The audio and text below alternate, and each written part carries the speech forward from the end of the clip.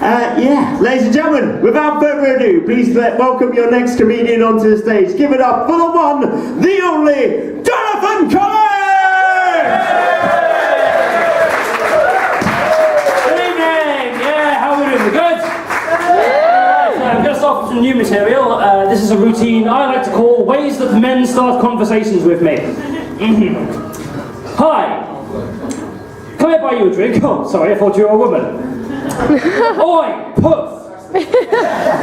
You're wearing a dress, which is nice of them to point out, because sometimes I'm just not aware, you know. I'll get up in the morning, get out of the house, and something bothers me, I can't work out what it is, and then some kind stranger from across the road just goes, "You're wearing a dress!" And I'm like, am I? Oh, shit. Oh, fuck, I'm always doing that. Well, thank you so much for pointing it out, mate. I could have really embarrassed myself then. So hang on, are you a man? So you're definitely a man, right? Would I be correct in assuming that whilst dressed in clothes typically associated with the female gender, you are actually in possession of a fully attached penis? Wow, you've got longer hair than my girlfriend. You wear more makeup than my girlfriend. You've got a longer penis than my girlfriend. Oh, sorry, miss, I thought this was the gents.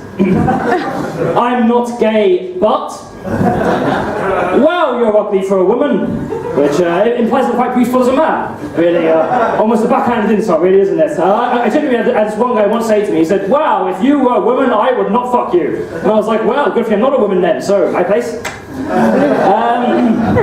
What the fuck are you wearing? Who are you and what are you doing with my kids?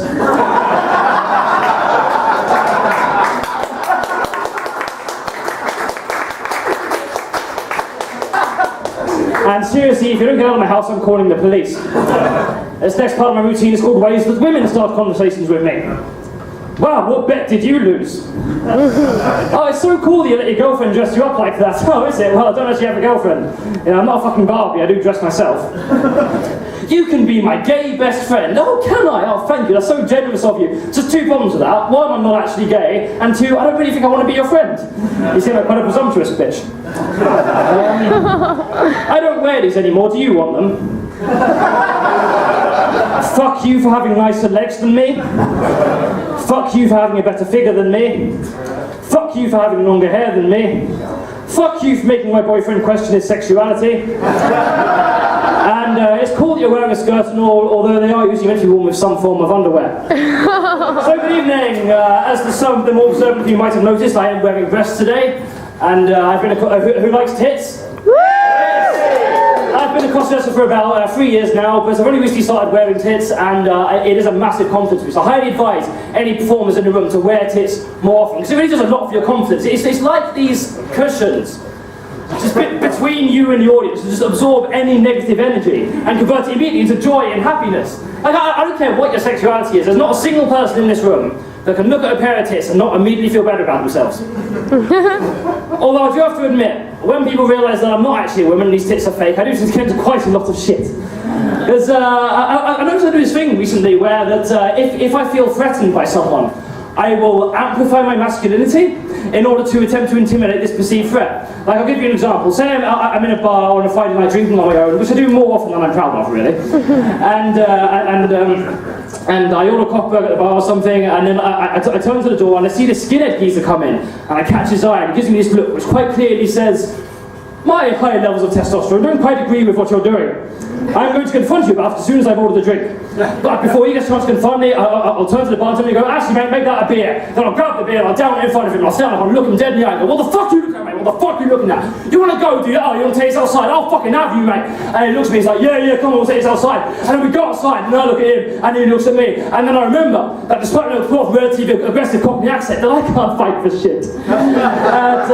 Sorry though, I had a plan B, and I urge you, any of you to try this. If you're ever in a situation where you're about to get into a fight which you know you're going to lose, it works 100% of the time.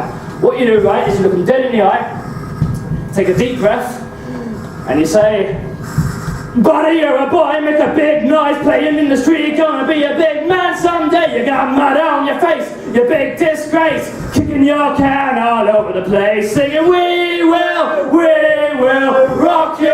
Because it is human biology, ladies and gentlemen, that whenever someone hears that song, their hands immediately go. thus leaving him relatively ineffectual for hand-to-hand combat. So while he's doing that, you kick him in the nuts and make you escape. Works 100%, about 99%, 80-odd% of the time, about 48%, about 6% of the time, if you are mad. So, good evening. Yes, my name is Zom Com. I am a transvestite, for those of you who haven't quite worked that out yet. I just want to clarify that, like, I don't want to talk down to you, but I just want to make sure there isn't someone in your audience going, what this man's saying is funny, but I can't get past how he's dressed, or what is it, did he just wake up this morning and forget he had a penis? Well, I don't get it, but no, it's fine. I am a fully qualified transvestite. I have my permit in my bag if there's any illegal people in, so fine. No, I'm a transvestite and I am bisexual, and as such, I've never quite understood homophobic people, but I'm aware that I am quite biased. I was actually raised by two men. Well, I say two men, one of them was a woman.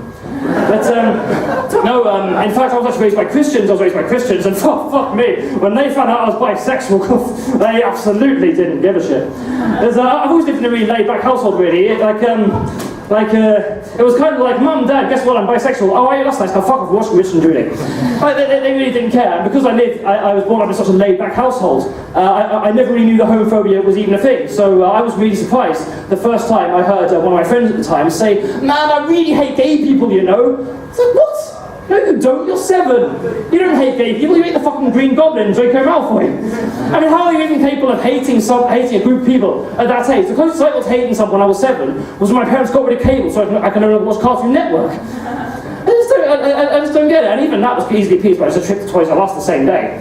Jesus, but no, yeah, never quite understood homophobia, and because I never really knew that homophobia was a thing, I never really hid my sexuality. I was always fairly open about the fact that I was bisexual. Like, I didn't parade it about, but if someone asked me, I would tell them. And I never really actually came out to my parents, because I don't know about you, but I find the whole concept of coming out quite weird, because whenever I hear about a gay person coming out, I picture a scene kind of like, Mum, Dad, I've got something important to tell you. It's not easy for me, but I'm just going to come out and say it.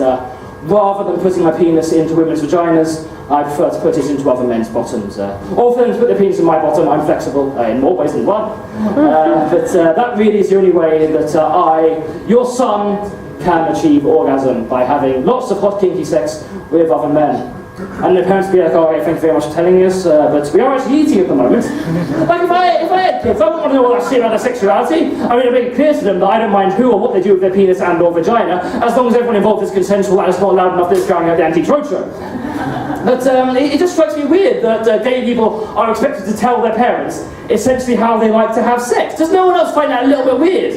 I mean, you don't get when you have a kinks or fetishes, do you? You don't get someone coming home from school going, Mum, Dad, I've been hiding something from you, and I think it's about time you knew. I'm massively into water sports. And I'm not talking about Tom Daly diving. Oh, no. I'm talking about Tom Daly getting his cock out and pissing in my mouth. No, seriously, if I had a child who told me he was gay, I would not know what to do with that information. I'd be like, what, you're gay? Okay, why are you telling me? I mean, I'm not going to fuck you, what do you want me to do about it? But yes, never quite understood homophobia. Don't get me wrong, I've tried to be homophobic, but it's just not for me, really. I think homophobia is not something you can choose, it's just something that you're born with. And,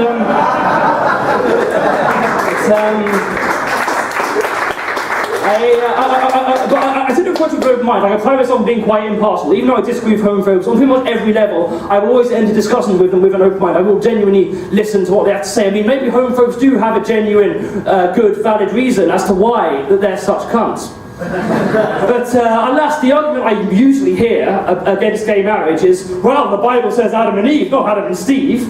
What? That's why you don't like gay people. I mean, that'd be like you having a dinner party and me just bursting in with a recipe book going, no! Jamie Oliver says sausage and mash, not sausage and chips, and then throwing the table over and flinging your food everywhere and denying you from eating that food just because some cunt wrote a book doesn't agree with it. True story. But no, thank you for listening to me. I just will say this, I am single, so ladies, or gentlemen, not us really. I am quite a promiscuous person, so if you feel like hitting on me after the show, please, by all means, try. Don't wait for them to be conventionally attractive. I'm honestly not fussed in the slightest. Seriously, as long as you want a penis or vagina or breast or ass or some, all or none of the above, I'll probably be attracted to you. But I will say this, if you do want to hit on me, please make it obvious. Like, I am totally oblivious to when people are flirting with me. The amount of opportunity... Hey! I'll see you afterwards. I'm totally oblivious. I'm totally... Fuck off, I'm talking. I'm totally oblivious to when people are talking to...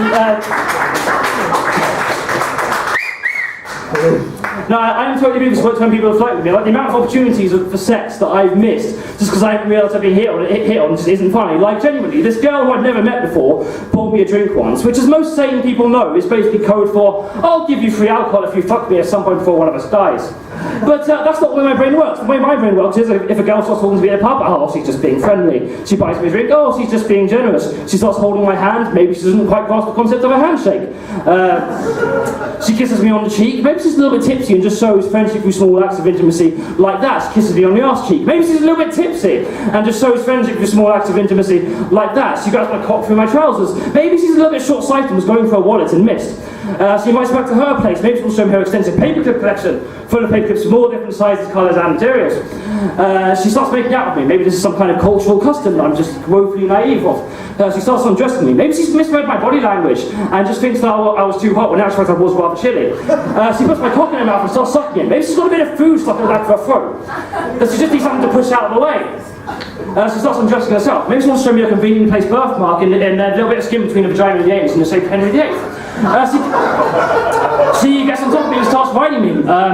Maybe she's a jockey and she sees someone to practice on before a big race tomorrow. She bends me over on all fours, shoves a butt plug in my ass, shoves a vagina in my face and uses a bullet vibration tip of my penis. Okay, I don't want to jump to conclusions here.